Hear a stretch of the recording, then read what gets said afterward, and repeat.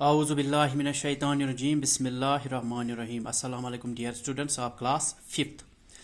آج ہم لکڑہارے کی کہانی کا آگے والا حصہ پڑھیں گے۔ لکڑہارے کی بپتا سن کر اجنبی کا دل پسیجا۔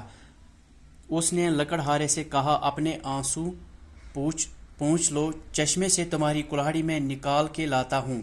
یہ کہہ کر اس نے پانی میں ڈبکی لگائی اور وہاں سے سونے کی ایک کلہاڑی نکالی۔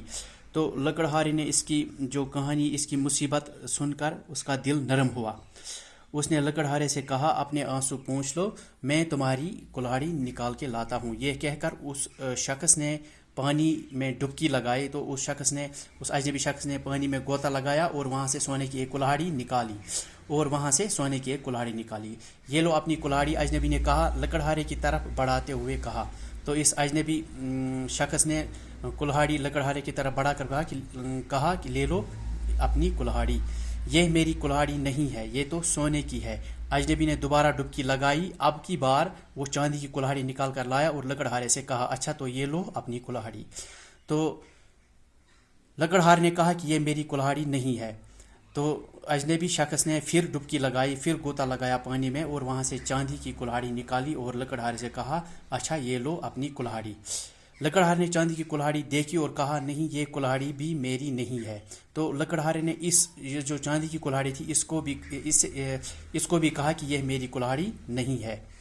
اس کے بعد اجنبی نے ایک اور ڈبکی لگائی، تو اجنبی شخص نے ایک اور غوطہ لگایا پانی میں، لوہے کی کلہاڑی نکال لائی۔ لکڑہارا اس کلہاڑی کو دیکھتے ہی پہچان گیا اور خوشی سے اچھل پڑا، ہاں یہی میری کلہاڑی ہے۔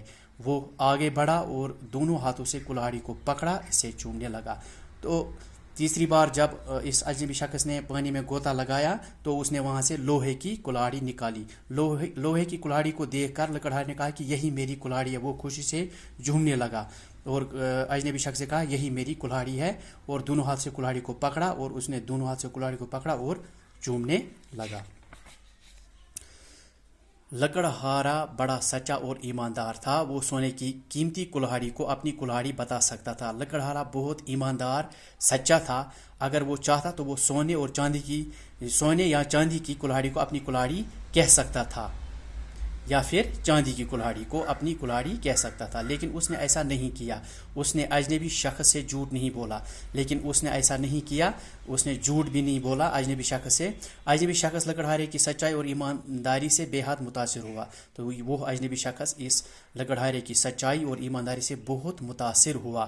خوش ہو کر اس نے لکڑہارے سے کہا، تو بہت خوش ہو کر اجنبی شخص اس لکڑہارے سے بہت خوش ہوا اور کہنے لگا میں تمہاری سچائی اور ایمانداری کا قائل ہو گیا ہوں، میں آپ کی سچائی اور ایمانداری سے متاثر ہو گیا ہوں، اس لیے میں تمہیں سونے اور چاندی کی کلہاڑی بھی دیتا ہوں۔